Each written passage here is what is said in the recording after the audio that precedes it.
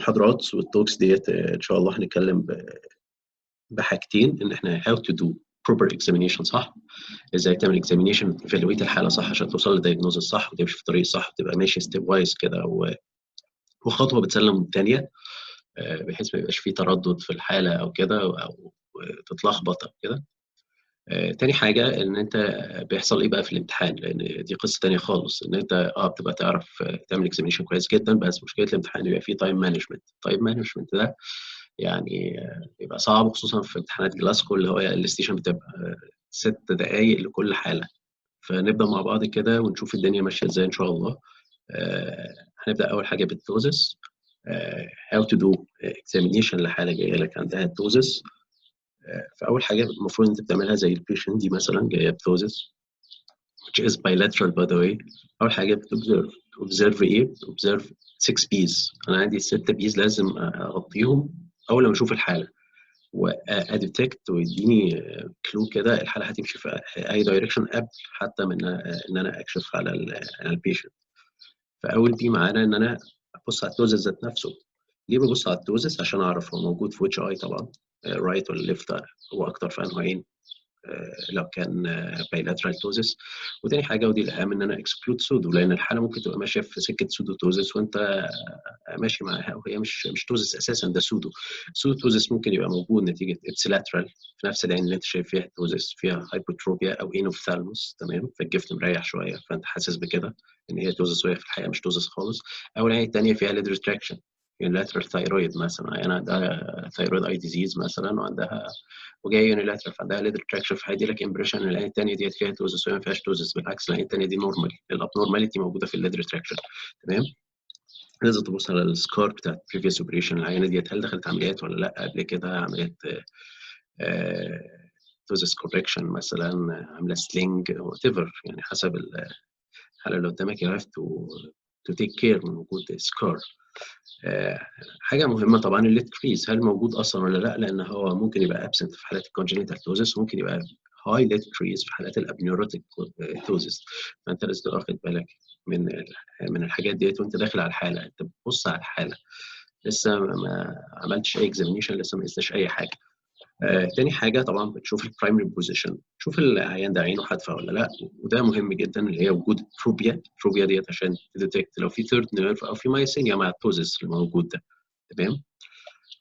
بيوبل طبعا مهم جدا لان ده بيديك كلو الحاله ماشيه ازاي، هي انايزوكوريا انت لايت زي ثيرد نيرف او فيها انايزوكوريا انت دارك زي هورنر، ده مهم.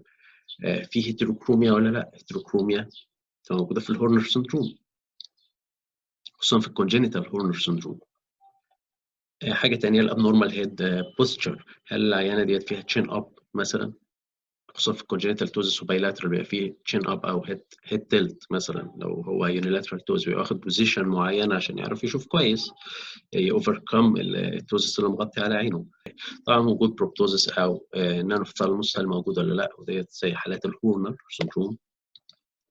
او طبعا البريسكريبشن او الجلاسز بتاعت العيان. الجلاس بتاعت العيان مهمه جدا اول حاجه عشان تبص على الكراتشز بتاعتها، لان في بعض الناس بتلبس نظارات بترفع الجفن، يبقى فيها زي عكاز كده بيرفع الليد، تمام، كنوع من يساعد البيشنت انه يشوف، يرفع له الليد عشان يشوف كويس بالنظاره.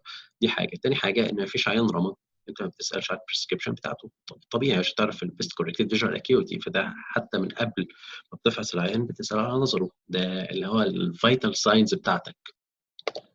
طيب ندخل بعد كده في الاكزامينيشن، وبعد كده هنقول الاكزامينيشن از هول بيبقى موجود فيه ايه وايه الحاجات اللي انا بقيسها، وبعد كده هنقول كل حاجه بقى بقيسها ازاي وبعمل فيها ايه والقصه بتمشي ازاي. فبنقول اول حاجه ان انت بتعمل طبعا معاك مسطره ومسطره شفافه، ما ينفعش مسطره مش شفافه لان انا عايز اشوف من خلالها، فلازم تكون ترانسبيرنت رولر، تمام. تاني حاجه ان انا لازم ابقى قاعد على السيم ليفل بتاع العيان، ما ينفعش ان انا واقف والعيان قاعد، او انا قاعد الكورس بتاعي نازل قوي والعيان الكورس بتاعه عالي شويه، او العكس، ما ينفعش، لازم انا على السيم ليفل بتاع العيان. تاني حاجه ان البيشنت بيلوك ستريت، ومعنى ان البيشنت يلوك ستريت ان هو بيفكس على فار تارجت، عيان ما بيبصلكش. التولز اللي بتبقى معاك في الاسسمنت او الميجرمنت هم تو تولز، انت معاك مسطره ومعاك تورش، هم دول عشان اسس حاله توزس بس، مسطره ومعاك تورش. هيبقى معاك تارجت لحاجه تانية بعد كده، لكن هي تورش مسطره ده مين اللي في القياس. بعد كده بيبقى بتستخدم التارجت طبعا بتاعك. فانا عندي التولز بتاعتي هي تورش، مسطره شفافه، لازم المسطره تبقى شفافه، والتارجت. اول حاجه البيشنت بيلوك ستريت. ستريت يعني ايه؟ يعني قدام على فار اوبجكت، على الحيطه اللي وراك مثلا، او لو في مثلا سنيل شارت وراك بيبص عليها. بتقيس ايه؟ بقيس اول حاجه المارجن ريفلكس ديستانس. المارجن ريفلكس ديستانس هي المسافه اللي موجوده بين الليد مارجن، الابر ليد مارجن، واللايت ريفلكس اللي موجود. مارجن ريفلكس ديستانس دي بقيسها، وهنيجي نشوف هنقيسها ازاي. طب تاني حاجه بنقيسها ازاي والعيان برضو باصص ستريت؟ بنقيس البالبيبرال فيشر هايت. البالبيبرال فيشر هايت هو المسافه بتاعه الفيشر هايت ده من الابر ايليد مارجن للور ايليد مارجن، بنقيس المسافه دي. ده والعيان باصص ستريت. تاني حاجه نخلي العيان يبص تحت عشان اقيس الليد كريز. الليد كريز هو المسافه بين ليد كريز مع الابر ليد مارجن، تمام، والعيان باصص تحت. تاني حاجه العيان يبص تحت قوي على قد ما يقدر، وبعد كده تثبت المسطره ويخليه يبص فوق خالص، واحط الثumb بتاعي على الاي براو او على الفور هيد عشان اكونتر اكت الاكشن بتاع الفرونتاليس ماسل، فما تعملش اسسمنت في رفع الليد عشان اقيس الليفيتور اكسكيرشن او الليفيتور فانكشن. هل الليفيتور دي شغاله قد ايه؟ بتقدر ترفع الليد مقدارها قد ايه؟ وباسس الكلام ده. تمام. نمشي ستيب باي ستيب. ديت السكيما بتاعت الميجرمنتس بتاعتي. بقيس 4 قياسات: مارجن ريفلكس ديستانس، البيبرال فيشر هايت، الليد كريز، والليفيتور اكسكيرشن. ده الام ار دي زي ما قلنا قبل كده، اللي هو ازاي بتقيسه. بتستخدم طبعا المسطره تكون شفافه، وبتخلي العيان طبعا يلوك ستريت على فار اوبجكت. الحاجه الثانيه ان انت بتقيس زي ما قلنا برضو والعيان باصص ستريت، بيبرال فيشر هايت. قست الاثنين دول هنشوف بنقيسهم ازاي كده مع بعض. هنا في الفيديو البيشنت لوكينج ستريت خالص، انا حاطط الرولر وبقيس في العينتين، تمام. بقيس هنا البابيلر فيشر هايت، وفي نفس الوقت انا بقيس الام ار تي. يبقى انا عندي بيشنت بتبص ستريت، انا بقيس القياسين دول في نفس اللحظه في نفس الوقت، في حطه واحده في المسطره. انا حاطط المسطره مره واحده، بقيس الام ار تي، تمام، وبقيس البابيلر فيشر هايت. انا بقيس الاثنين، باخد القرايتين في نفس الحطه بتاعت المسطره. نيجي على القياس اللي بعده. القياس اللي بعده بنخلي العيان طبعا يلوك داون، وبنبص على الليد كريز. سهله ما فيهاش مشكله. بعد كده بنخلي العيان يبص تحت خالص على قد ما يقدر، وبعد كده يبص فوق خالص على قد ما يقدر، وبحط المسطره، بثبت المسطره هنا والعيان باصص تحت، وحاطط هنا الثumb. انا حاطط الثumب عشان اسبورت ان الفرونتاليس ما تشتغلش وتعمل لي ماسكينج للاكسكيرشن بتاع الليفيتور.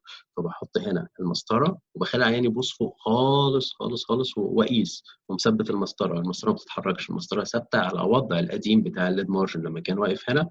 اوكي، واقيس بلاقي القياس هنا مثلا سي ان هو 13 مثلا او 12، وريكورد الكلام ده. نشوف الكلام ده بيتعمل ازاي. العيانه هنا باصه تحت، انا بقيس الليد كريز، وبعد كده بحط الثumb بتاعي واخليها تبص فوق خالص والمسطره ثابته، واقيس هنا. القياس اللي هنا هو ده الليفيتور اكسكيرشن. المفروض ان انت بتعيده على فكره، يعني المفروض الليفيتور اكسكيرشن ده لان هو مهم جدا وبيحدد تايب اوف سيرجري هتبقى ماشيه ازاي. فالقياس ده انت بتعيده، وهنقول الحته ديت في التبس بتاعت الاكزام. يعني ده من الحاجات اللي تتعمل مرتين في الاكزامينشن. لو في قياس انت مش متاكد منه اعمله مرتين، بس ده بالذات لازم تعيده مرتين. يفضل ان انت تعيده مرتين عشان قدام الاكزامنر تبين له ان ده مهم، ده قياس مهم. تاني حاجه احنا بنقيس العينتين، يعني لازم العينتين يتقاسوا. مفيش حاجه حتى لو يونيلاترال توزس، ممكن ابدا بالعين اللي فيها توزس في القياس، لكن لازم اقيس العين الثانيه. مفيش عين واحده تتقاس الا لو انا في الامتحان الاكزامنر قال لي لا قيس العين دي بس، او اعمل لي مثلا حاجه معينه في الاكزامينشن، قيس لي الليفيتور اكسكيرشن في العيان ده، او اعمل لي مثلا شوف لي كده الام ار دي في العين دي. يعني لو قال لي حاجه سبيسيفيك اتس اوكي، لكن لو قال لك اكزام توزس بس، لا انا هقيس الاثنين طبعا. ده هنيجي بقى قدام هنقول الكلام ده بالتفصيل. طيب انا دلوقتي عملت اكزامينيشن للتوزس، اتاكدت فعلا، انا قست وعرفت فعلا ان دي الحاله دي فعلا توزس ما فيهاش سودو توزس، وعرفت قياساتي وعرفت الليفيتر اكسكيرشن اخبارها ايه والام ار دي والكلام ده كله. طيب انا عايز اعرف سبب التوزس. طبيعي لازم هعرف سببه، لان according to the cause انا همشي في which direction. فاول حاجه بافيرت الابر ايلid. هافيرت الابر ايلid ليه؟ عشان اشوف هل في ماس، في حاجه ميكانيكال بيبيلي كاليزيون وات ايفر، في حاجه متقله الجفن ده ومنزلاه، فممكن يكون ده تو اكسكلود الميكانيكال توزس. تاني حاجه ان انت تسلم على العيان، تسلم على ايد العيان. ليه اسلم على ايد العيان؟ عشان اشوف اذا كان في مايوتونيك ديستروفي. بيبان قوي لما بتسلم على العيان، بيبان التشيكينج هاندز مع العيان، بيبان الموضوع ده. في ناس عندها اعتقاد ان انت لما تيجي تسلم على العيان فهو بيكلبش في ايدك ويمسك فيها. بالعكس، العيان ده اصلا اوريدي العضلات بتاعته ضعيفه جدا، ده مش قادره تشيل الليد، ازاي هيسلم على ايدك جامد؟ هي قصه ان هو ما بيعرفش، هو بيعمل فليكشن على ايدك وهو بيسلم، بس ما بيعرفش يعمل اكستنشن. بعد ما الايد بتاخد البوزيشن بتاع التشيكينج هاندز، وبيفضل في البوزيشن ده مش قادر يعمل اكستنشن لايده بعد ما سلم عليك. فبتلاقي العيان واخد الوضع ده كانه فعلا لسه بيسلم، مع ان انت سحبت ايدك اصلا، بس لسه تلاقيه ماسك ماسك كانه ماسك ايدك لسه. فدي الحته بتاعت التشيك هاندز. تاني حاجه طبعا بعد ما سلمت على العيان تطلب من العيان ان هو ان هو يعمل تشيوينج. ليه؟ عشان اطلع لو في ماركس جان تشو وينكينج فينومينا، ودي بتبقى موجوده في حالات الكونجنتال توزس. حاجه تانية بقى بنشوف التو امز. اول ام بشوف الموتيليتي. الموتيليتي بشوفها في all directions of case. الموتيليتي ثلاث حاجات: البرسوي والسكات والكونفرجنز. مش ان انا اعمل موتيليتي اللي هي موتيليتي بس، لا، موتيليتي بعمل فيها كل حاجه. بستخدم ايه؟ بستخدم تارجت. هنا صوره تارجت بقى معاك كده، انا التارجت باين معايا ان انا استخدمه. تاني حاجه ان انا بديتكت الساينز اوف مايسينيا، اشوف هل العيان ده عنده مايسينيا ولا لا. ايه الحاجات اللي انا اعرف فيها المايسينيا؟ هي الليد فاتيجابيلتي. بعمل الليد فاتيجابيلتي ازاي؟ بخلي العيان بمسك التارجت واحطه يعني above الليفل بتاع العيان، واخليه يبص بعينيه لفوق على التارجت ده. 30 ثانيه از انف، من 30 لدقيقه، من 30 ل 60 ثانيه يعني انف قوي انه يحصل فاتيجابيلتي في الليد ويبدا الدوزس يزيد معانا. دي اول ساين بتاعت المايسينيا. تاني حاجه ان في حاجه اسمها كوجن تويتش ساين. كوجن تويتش ساين ان انت بتشوف العيان ماسك برضه التارجت وتخليه يبص تحت على التارجت في الداون جيز، وبعد كده احط التارجت قدام العيان على طول في البرايمري بوزيشن، ما احطش التارجت فوق. الحته دي مهمه جدا. انا بخلي العيان يبص من الداون جيز للتارجت في البرايمري بوزيشن. بتلاقي بيحصل ليد تويتش موجود، الليد مارجن بيحصل فيه تويتش، وساعات بيحصل هوبنج للليد، الليد بيرفع وينزل تاني. حاجه مومنتري كده، بس بتبقى ظاهره جدا. فدي اسمها كوجن تويتش ساين. بعيد تاني، كوجن تويتش ساين من تحت للبرايمري بوزيشن، التارجت من تحت خالص، من داون جيز، العين بص على التارجت اللي في ايدك للبرايمري بوزيشن. دي لو افيلابل معاك. انا بتكلم على الكلينيك، ما بتكلمش على الاكزام خالص. انا ما بتكلمش على اف ار سي اس ستيشن دلوقتي، انا بتكلم على اكزامينيشن لحاله التوزس. لو انت في المستشفى او في الكلينيك وما تقدر يبقى معاك ايس باك، ممكن تعملها للعيان مفيش مشكله. وعملناها كتير وطلعت بوزيتيف في حالات المايسينيا، ان انت بتشوف الموتيليتي وبتشوف التوزس درجته قبل ما تعمل التيست، وتحط الايس باك لمده دقيقتين، وتشوف بعد كده الميجرمنتس بتاعتك بعد ما حطيت الايس باك تلاقيها بتتحسن. فده لو افيلابل. لو انت في الاكزام تقول لا للاكزامينر انا احب ان انا اعمل كذا عشان تعرفه ان انت عارف. هو مش هيجيب لك ايس باك طبعا في الاكزام، لكن بيحب قوي يعرف ان انت عارف ان في ان انا ممكن في الكلينيك او في المستشفى لو متوفر معايا ايس باك ممكن اعملها، مفيش مشكله خالص. يبقى انا كده عملت ايه؟ انا كده قست التوزس، وكنت قبل كده عملت اوبزرفيشن للتوزس، ودلوقتي انا عرفت سبب التوزس. طيب العيان ده هيدخل عمليات ولا مش هيدخل عمليات؟ دي قصة تانية خالص. لازم قبل ما العيان ده يدخل العمليات، او ان انا اقرر ان العيان ده هاخده اوضه العمليات، لازم protective measures. ما ينفعش ان انا اعمل عيان توزس وافقد حاجه ثانيه زي الكورنيا، او اخلي الليد الثاني يحصل فيه مشكله. بمعنى ان انت لازم تليفيت التوتيك ايليد، خصوصا لو في حالات اللاترال توزس هتليفيت التوتيك ايليد، هتلاقي ممكن الهيرنج فلو، لان في انرفيشن للعينتين رايح in the same way، فبالتالي رافع الليد بيحاول يرفع تو ليدز زي بعض بس في ليد توتك عن التاني. فانت لما ريحت الليد الاولاني اللي هو فيه توزس اكتر، خلاص الهيرنج سلو وقفت، فالليد التاني اللي معتمد على امبلسز معينه بمقدار معين حصل له توزس، فبالتالي انت العيان ده هتعمل له كوركشن. مثلا سي البيشنت دي هتعمل لها كوركشن مثلا للرايت اي، هتلاقي في توزس زاد في الليفت اي، فانت صلحت العين دي والعين ديت ما اتصلحتش. فسر الكلام ده للبيشنت بوست اوبرتيف. فلازم تبقى عارف قبل ما العيان يكون عارف ان انت الليد ده لو اتصلح هيبقى فيه توزس في العين الثانيه، او هيزيد التوزس في العين الثانيه. فلازم الحته دي تكون واضحه جدا ليك كجراح وللبيشنت طبعا. فلازم نرفع الاليفيت التوتيك ايلت وابص على التوزس في الاذر اي، دي مهمه جدا. تمام. تاني حاجه اخلي العيان يحاول يغمض عينيه وهو مفتح. العيان بيبقى مفتح وبحط ايدي الثامب بتاعي والاندكس بحيث ان انا سبورت الابر واللور ايلid بحيث ان هو ما يعرفش يقفل عينيه. الحته دي مهمه جدا.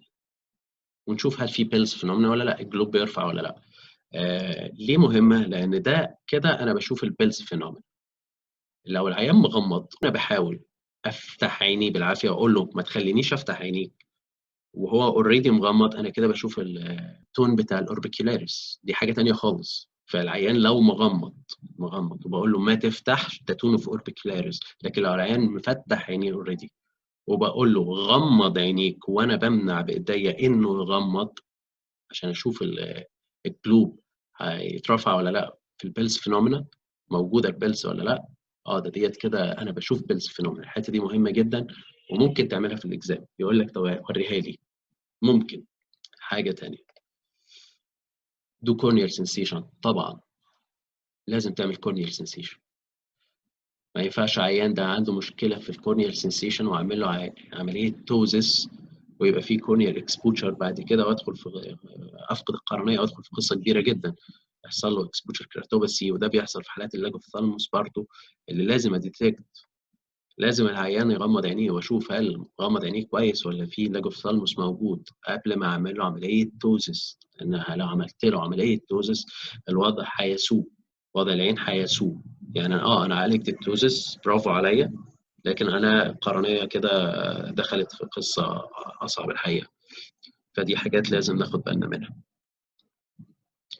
طيب انا كده عملت اكزامينيشن للعيان وعرفت سبب الدوزس وعرفت لو انا هدخله اوضه العمليات اخلي بالي من ايه واعمل ايه.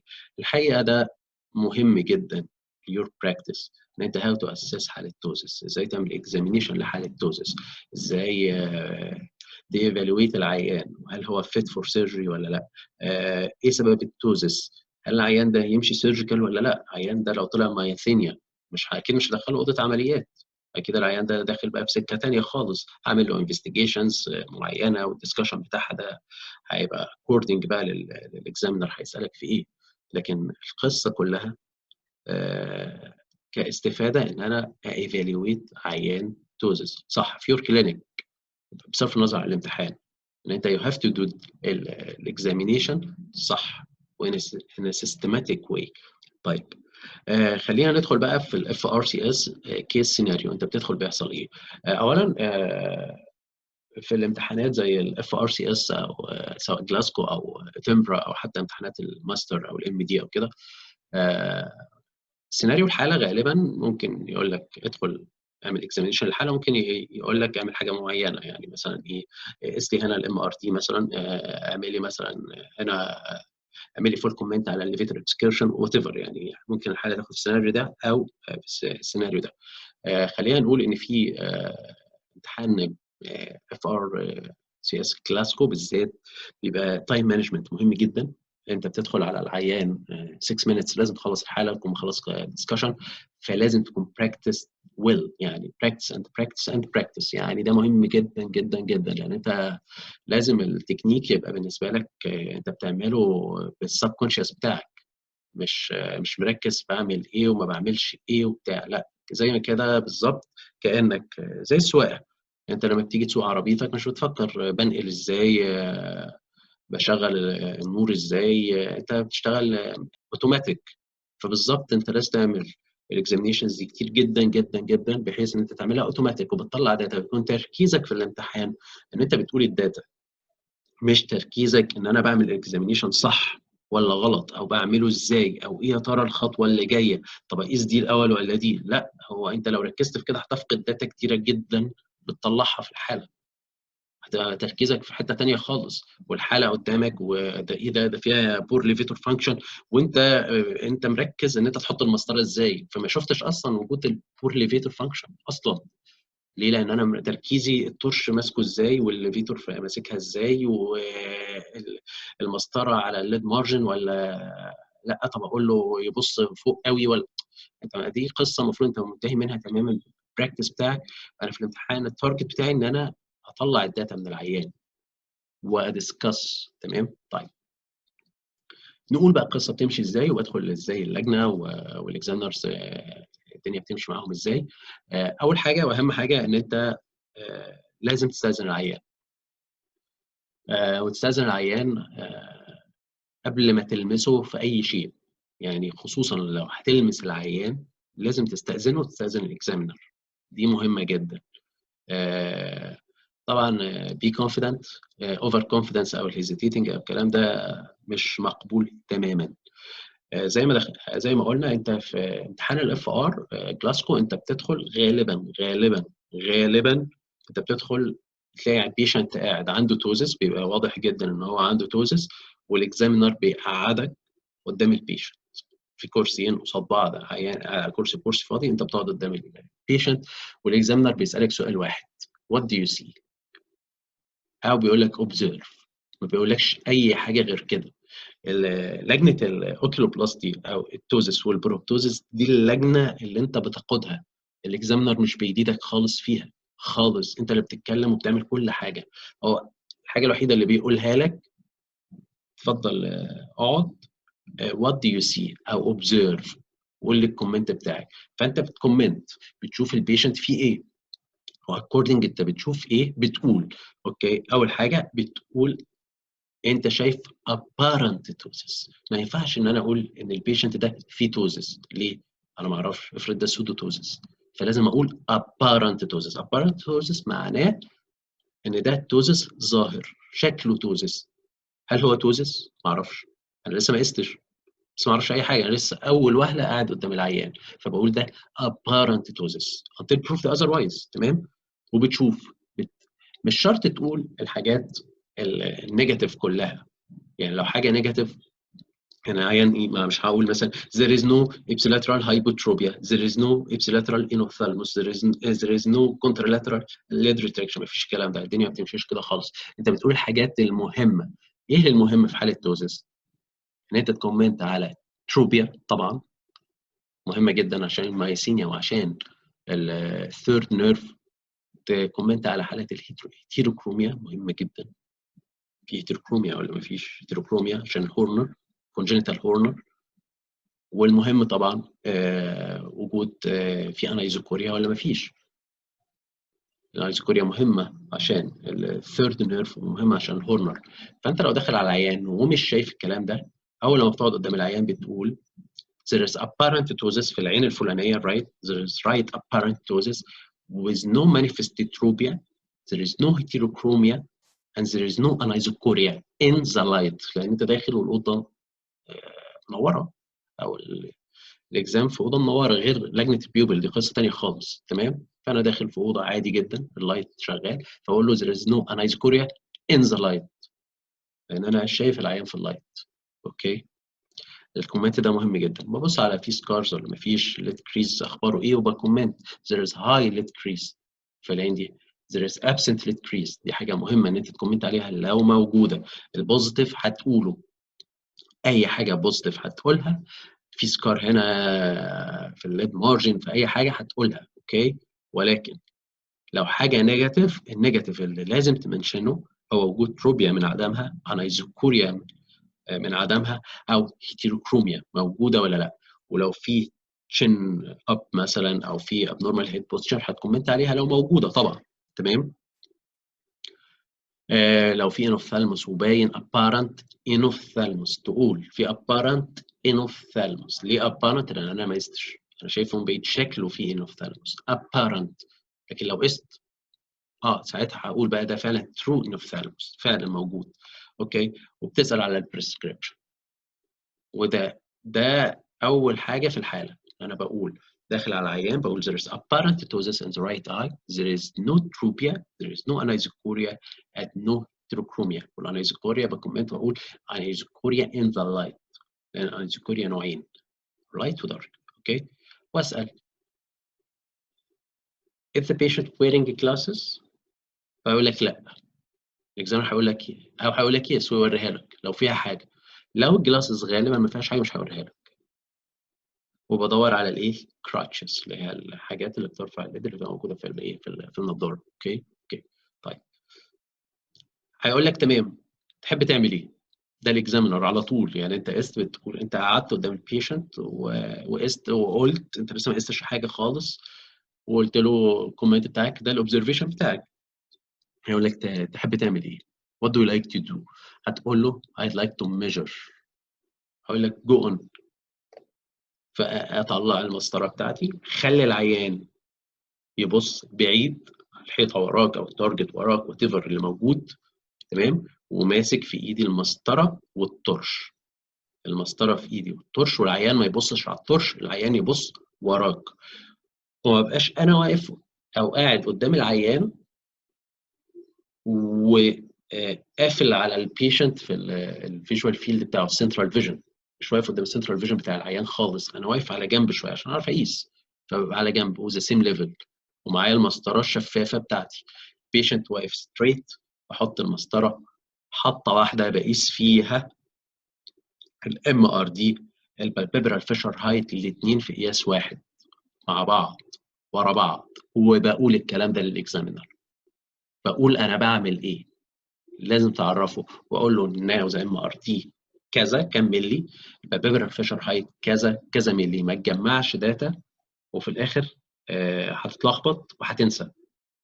انت الداتا اللي انت بتطلعها قولها. الاكزامينر سامع كويس قوي وعارف الداتا بتاعت العيان وعارف الدنيا ماشيه ازاي. فلازم لما انا اقيس كويس جدا واقول اي حاجه بقيسها اقولها في ساعتها.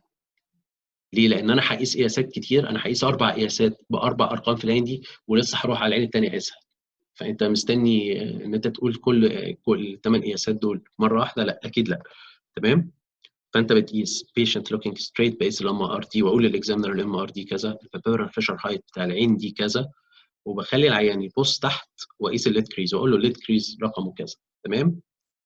بعدين بخلي العيان يبص تحت قوي وبعد كده يبص فوق خالص واقيس الليفيتور اكسكيرشن، وبحط الثumb بتاعي على الفرونتاليس عشان طبعا اوفركم الفرونتاليس وما يديليش اكسكيرشن رقم غلط. اوكي. طيب وانقل على العين الثانيه. الاكزامينيشن في تو ايز، وي هاف تو ايز، فلازم نميجر القياسين مع بعض. تمام. فده بالنسبه للاكزامينيشن بتاع العين اللي فيها توزس، والعين الثانيه اللي ما فيهاش توزس بقيسها برضو. ده في حالات اليونيلاترال توزس. طب افرض العين ده بايلاترال ابدا باي عين، لكن افرض العين ده يونيلاترال لا ببدا بالعين اللي فيها توزس، لان الداتا بتاعتها الاكزامينر مستنيها. حتى يعني لو انت بدات باكزامينيشن العين الثانيه هيقول لك دي يعني سيمز لايك نورمال، فابدا بتوتك ما تضيعش وقتك يعني. انت كده بتويست يور تايم، ده مش تايم مانجمنت خالص. انا بقيس العينتين وبعرفه ان انا هقيس العينتين. لكن افرض هو اكتفى بالداتا اللي موجوده في التوتك خلاص، يعني ليه هقيس حاجه نورمال واضيع فيها دقيقه او اتنين وبعد كده ارجع للعين اللي اب نورمال اللي هي الكلام كله فيها ولسه هطلع الاسباب والكلام ده والداتا بتاعتها مهمه. فلا، روح على الاهم ان انا اقيس التوتك ليد وبعد كده اروح على العين الثانيه. اوكي. ده لو الاكزامنر خلاك تعمل كده، لان غالبا الوقت بيبقى سريع جدا ويبقى عايز يطلع البوزيتيف داتا وننقل على حاجه ثانيه على طول. انا عملت قياس للتوزس وعرفت خلاص الارقام بتاعتي في العينتين. اوكي. طيب هيقول لك الاكزامنر what do you like to do؟ برضه هو ما قالكش اعمل حاجه، هو ما قالكش طب ايه تفتكر ايه السبب؟ لا طب وات نيكست؟ فهتقول له I'd like to do، وتقول له بقى I'd like to invert the upper eyelid، هيقول لك it's okay. مش هيخليك غالبا تقلب الليد، ليه؟ لان ده بينفول للعيان، فهيقول لك it's okay الليد كويس، او هيخليك تقلب الليد لو في حاجه. يعني لو في حاجه، افرض العيان ده عنده مثلا كاليزيون كبير مثلا، عنده بابيلي مثلا، عنده اي حاجه، عنده فورين بودي مثلا في الايلid مثلا، هو متقل الجفت، تمام؟ ممكن ساعتها هيبقى غالبا في بوزيتيف داتا. لكن افرض الليد نورمال، مش هيتعب العيان ويتعبك عشان حاجه نورمال، غالبا لا. فتقول له، هيقول لك لا خلاص يعني مفيش مشكله، هيقول لك لا لا فيرترابر ليد، لا لا لا نو نيد، نو نيد، او بروسيد او اعمل. اوكي، هتقول له طيب I'd like to shake the hands of the patient، هقول لك بليز دو او بليز اتس اوكي مثلا، هيعديها. بس غالبا هيخليك تسلم على العيان، وهيقول لك ليه بتسلم على العيان، تقول له to detect myotonic dystrophy، تمام؟ يعني دايما بيسالك انت ليه عايز تعمل الحاجه. اوكي، طيب حاجه ثانيه، هتقول له I'd like to ask the patient to chew، هيقول لك do، فهتقول للعيان بليز chew، وتعمل له انت chewing، يعني تعمل له ازاي. اوكي، فالعيان هيعمل chewing قدامك وتشوف هل موجود ولا لا. ممكن يقول لك اتس اوكي اتس نورمال، تمام؟ عايز يجامب على حاجه اهم، مش عايز يضيع وقتك. الاكزامنرز غالبا بيبقوا في صفك، يعني ما فيش اكزامنر جاي يعني هو اجينست يو اطلاقا، ما فيش حاجه كده، تمام؟ هو ما يعرفكش، وما يعرفش انت مين اصلا، انت بالنسبه له النمبر باي ذا واي، هو ما يعرفش يور نيم اصلا. ف الايفالويشن بيبقى فير انف، يعني بيبقى فيه تو اكزامنرز، فانت واحد بيسالك باي ذا واي، والتاني هو اللي بيريكورد المارك. فاللي تخاف منه اللي اللي بيريكورد المارك، مش اللي بيسالك.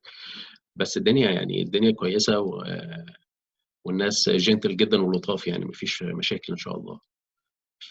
فانا كده عملت ايفيرت تشيك اند شو، بدور على 2 امز. 2 امز بطلب موتيليتي، تقول له I'd like to do موتيليتي، هيقول لك دو، غالبا هيقول لك دو موتيليتي، تمام؟ اذا الموتيليتي مش مقترنه في لجنه الاسترابيزما، لا انا ممكن اعمل في التوزيس موتيليتي ويخليني اعملها، وطالما خلاني اعملها في التوزيس يبقى اعملها صح. بمعنى انا عملت الموتيليتي 9 directions of gaze، قلت له لا اتس نورمال، هل انت كده كومبليت موتيليتي؟ لا. فين السكات؟ ما عملتوش. اصل السكات ده بيطلب مني في لجنه الموتيليتي بتاعه الاسترابيزمس. لا حضرتك، هو انا بعمل موتيليتي يبقى اعمل موتيليتي الثلاثه ايتمز بتوعها في اي لجنه اتطلب مني. يعني اي لجنه يطلب منك موتيليتي تعملها صح، وهنيجي في قصه الموتيليتي بعد كده. لكن يعني للتذكره، موتيليتي اعملها، اعمل هنا البرسوي، اعمل السكات، اعمل الكونفرجنز، الثلاثه يتعملوا. فين؟ في لجنه التوزس، فين؟ في لجنه البروبتوزس، في اي لجنه لازم تعمل الثلاثه. مش موتيليتي 9 دايركشنز اوف كيس وخلاص كده انا خلصت، لا. وممكن الاكزامنر ممكن يعديها، وممكن يلفت نظرك ليها، يقول لك هو انت كده خلصت الموتيليتي؟ فانت كده هو يعني منظرك مش لطيف قوي يعني. لا اصل في صح سكاد وفي كونفرجنس، طب ما تعمله، ما عملتوش ليه؟ اتفضل.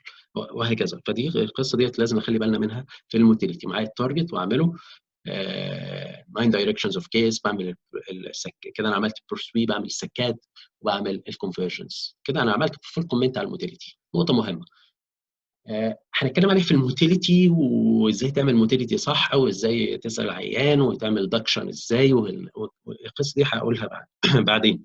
ولكن مهم جدا وانا بذكر الموتيليتي ان انا اقول الديفكت وانا شغال.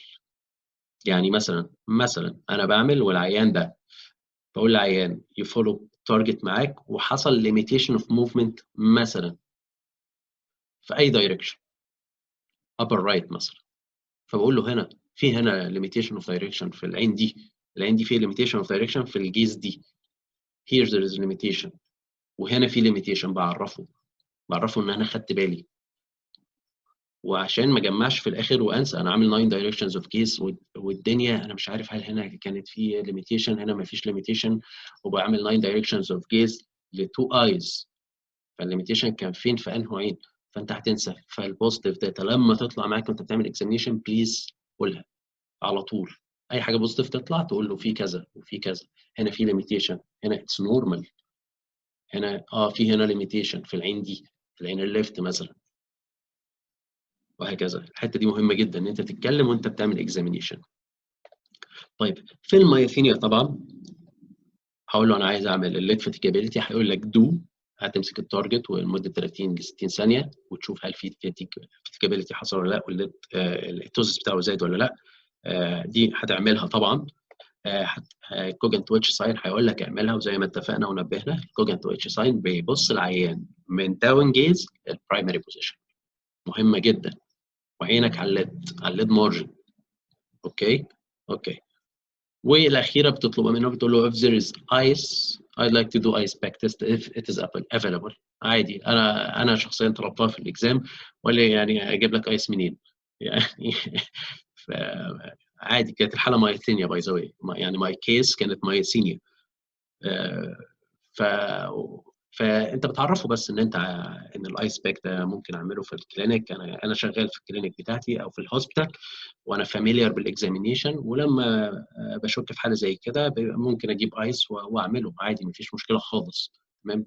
فدي حتى لو مش تعملها الاكزامينر يبقى عارف ان انت فاميليار بالشغل، وان يعني الدنيا انت ماشي سيستماتيك. اوكي، حتى لو حاجه مش افيلبل. تمام. طيب خلصت انا وعرفت السبب. موستلي السبب بيبان طبعا في ال تشيك اند شو 2 ام. انا عرفت السبب بتاع التوزس ايه قصته. طيب العيان ده هيدخل عمليات او مش هيدخل عمليات، فانا لازم اديتكت بروتكتيف ميجرز. فالاكزامينر هيسالك سؤال مهم جدا اللي هو وات تو دو نيكست. هو ما قالكش اي حاجه، خلي بالك، هو ما سالكش في اي حاجه خالص. يعني هو بيقول لك اول حاجه انت قدام البيشنت، قعدت قدام البيشنت قال لك اوبزرف، حضرتك عملت اوبزرفيشن وقلت، قال لك وات دو يو لايك تو دو، فانت قست. قال لك طيب وات تو دو نيكست، فانت عملت الكوز، تبين الكوز ايفر تشيك اند شو 2 ام. بعد كده بيقول لك وات تو دو نيكست برضه، يعني ما قاليش ليدنج طب شوف لي بقى كل السنسيشن هنا. لا، هو ما قالكش اي حاجه خالص، ما عملكش اي ليدنج. فلذلك اللجنه دي ولجنه البروبوزس بالذات دول اللجنتين اللي انت فعلا بتليد الاكزام فيهم. ف proper examination وبراكتس مهم جدا. بنعمل طبعا protective measures surgical points. بتقول له I'd like to elevate the ptotic eyelid، ولازم تستأذن البيشنت لان انا هلمسه واستأذن الاكزامينر، فهيقول لك please do او please no need. تمام. وغالبا هتعملها، يقول لك اوكي you can do، فتستأذن العيان، تقول للعيان if you please I'd like to elevate your eyelid. لازم تقول له كده، ما ينفعش تقول للاكزامينر وما تقولش للعيان. الاثنين لازم يبقوا مدينك بيرميشن ان انت تعمل حاجه زي كده، ونيفر ان انت ترن وتليفيت الايلid من غير ما تستاذن العيان. ازاي؟ او الاكزامنر يعني داخل على العيان يعني اتس نون ايثيكال خالص. فالحاجات دي مهمه جدا جدا جدا وبيركزوا عليها جدا جدا جدا. فطبعا وخصوصا قبل ما تلمس العيان، يعني المفروض ان انت قبل ما تعمل اكزامينيشن للعيان اساسا، لا المفروض بقى ان انت قبل ما تعمل تلمسه، والمفروض قبل ما تعمل له اكزامينيشن، يعني مش عشان بس اعمل له اكزامينيشن، لا انا المفروض ان انت تبقى دي ايثيكالي. فخلاص اليفيتد تاتيك ايليد وبصينا على العين الثانيه. طيب الحاجات دي كل البروتكتيف ميجرز دي انا هلمس فيها العيان، فلازم تستاذن. البيلز فينومينا I'd like to check for بيلز فينومينا، هيقول لك جو او اتس اوكي اتس نورمال. ليه ممكن يقول لي اتس نورمال؟ لان هي بينفول، يعني بتضايق العيان، فهو مش هيخليك تعمل حاجه تضايق العيان، بس لازم تعرفه ان انا بدور على كذا. تمام. يعني لازم البيلز فينومينا مهمه ان انت تعرفها. تقول له I'd like to do corneal sensation، مش هيجيبها لك، مش هيجيب لك مثلا كوتون باد مثلا يقول لك قيس، او يجيب لك انستيسيوميتر، ده جهاز بيقيس الكورنيال سنسيشن ويقول لك اعمله، مش هتعمله لان هو يعني بيضايق البيشنت. تمام. مش يعني اي حاجه فيها ميجرز بتضايق العيان مش هتعملها على فكره، بس لازم تعرفه ان انا عارفها، ولازم حضرتك تعملها للعيان بتاعك.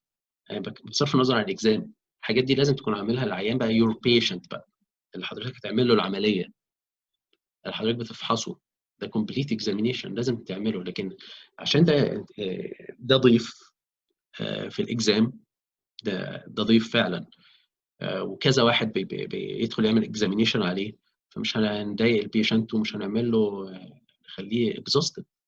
تمام. فدي حاجات لازم تعملها العيان بتاعك طبعا، دي ما فيهاش نقاش. طيب اخر حاجه بقى ان انا اخلي العيان يغمض عينيه، وديت سهله، هيقول لك ماشي اوكي عشان اشوف اللاج في الثالموس ديت انت بتلمس فيها العيان، بتخليه يغمض عينيه وبتوبزرف الدنيا ماشيه ازاي. هل في مثلا سكير شو، في اي حاجه في في الليد بتبقى مثلا مش قافل كويس او كده، فلا دي بتعملها. اوكي طيب كده انا خلصت البوينتس بتاعت الاكزامينيشن، انا خلصت كومبليت اكزامينيشن وخدت وقتي، بيتبقى دقيقتين ثلاثه. طبعا انت وسرعتك في الاكزامينيشن، وكل ما تعمل براكتس اكتر هتبقى الدنيا اسرع معاك اكتر، وبالتالي الدنيا ان شاء الله هيبقى معاك تايم في الايه في الدسكشن. بتدخل بعد كده معاك بقى في الدسكشن حسب الحاله، فيقول لك طيب انت شاكك في ايه مثلا في الحاله؟ تقول له والله انا شاكك ان الحاله ديت ممكن تكون ثيرد نيرف مثلا، ثيرد نيرف وهو سبب التوز. هقول لك تمام كويس جدا، تحب تعمل له ايه؟ نتكلم بقى على الورك اب بتاع الثيرد نيرف. هتبدا تمنشن اي هاف تو اكسكلود ان هل ده بيوبل سبيرنج ولا بيوبل انفولفد ولا لا، وخطوره ده يعني هل البيوبل ده قصته مهمه في الثيرد نيرف ولا مش مهمه. دي قصه. حالات المايثينيا مثلا، لو الحاله مايثينيا هيسالك على التست اللي بتعملها العيان، هتبعته يعمل ايه؟ لاب تيست، انفستيجيشنز. العيان ده هتبعته يعمل ايه مثلا في البلد؟ بتخاف من ايه؟ مثلا لو هيعمل سي تي تشيست ليه؟ تبقى شاكك في ايه؟ وهكذا. بيدخل الدسكشن حسب الحاله، حسب الحاله، لو كان في وقت بيدخل حسب الحاله. كلمه مهمه واخيره، الاف ار اكزامينيشن القصه كلها هاو تو ابروتش، مش شرط توصل لدايجنوزس. القصه ان هو بيقيمك ان انت بتعمل اكزامينيشن صح، وبالتالي اكيد في يوم من الايام هتوصل لدايجنوزس صح، طالما انت ماشي كلاسيك وبتعمل حاجه صح. حتى لو وصلت للدايجنوزس صح وعملت اكزامينيشن تكنيك غلط، ده بياخد منك. يعني ده على فكره انا شخصت الحاله والحاله طلعت كذا وسيرد نيرف، بس حضرتك عملت تكنيك غلط. انت قست الليفيتور اكسكيرشن غلط، نسيت ان انت تعمل ام ار دي اصلا. طيب ما في كده مشكله يعني. انت وصلت للتشخيص لكن ما عرفتش توصل له صح، وبالتالي انت مش سيف. ودي القصه دي مهمه جدا. لكن لو انت بتعمل اكزامينيشن بطريقه صح وكلاسيك، وهي قصه كلها انه دول انجليز، الشهاده دي شهاده انجليزيه في الاف ار بالذات، فهم ماشيين يعني ستيب باي ستيب وكلاسيك جدا جدا في الاكزامينيشن. فدي من النقط المهمه اللي لازم تكون بتكفرها في الاكزام. مش هدخل في طبعا في ديتيلز بقى بتاعت النظري، ولو الحاله مثلا اليفيتور سيكشن تعمل لها ايه، او عايز تعمل لها اليفيتور سيكشن، الكلام ده يعني ده نظري يتذاكر. انا بتكلم على التيبس والتريكس في حاله الكلينيكال، ازاي الحاله والسيناريو بيبقى ماشي ازاي. كلمه اخيره ومهمه برضو ان التوزس از نوت ا ديزيز، اتس ا ساين اوف ديزيز. دايما يا جماعه في حياتنا نتعامل على التوزس على انه كده، التوزس مش انتيتي لوحده وعلاجه كذا، لا، هو حسب الكوز بتاعه. هو في ديزيز ممكن زي المايسينيا تسبب توزس، صح؟ المايوتونيك ديستروفي بيسبب توزس، ده علاج وده علاج تاني خالص، مش سيرجيكال باي ذا واي يعني، او اتليست في الاول انت بيبقى ميديكال وبتخاف من حاجات اهم. عيان مثلا ده مالتيبل كرينيال نيرفز بولسي مثلا، عنده ثيرد وعنده كذا نيرف، يعني عنده ثيرد وفورث مثلا وفيفث وسكس. عيان زي ده عنده توزس، هل هعمل له كوريكشن للتوزس؟ نيفر. هو عنده الفيفث متاثر، فاكيد الكورنيال سنسيشن فيه مشكله، ترايجيمنال الاوفثالميك ديفيجن بتاعه فيه مشكله، فاكيد مش داخل العيان ده يعمل عمليات تصلح التوزس، الكورنيا خلاص، كورنيا لوست. يعني لا بالعكس، العيان ده ممكن يكون عنده كومبريسيف تيومر ورا البرين ستيم، فعالج الكومبريسيف سي بي اي، اعالج السي بي اي، تمام، تيومر، واشوف الريزلت بعد كده. الكومبريشن ده لو راح التيومر العيان هيخف. فدونت رش تو سيرجري. يعني دايما التوزس تريتمنت از نوت اولويز سيرجيكال.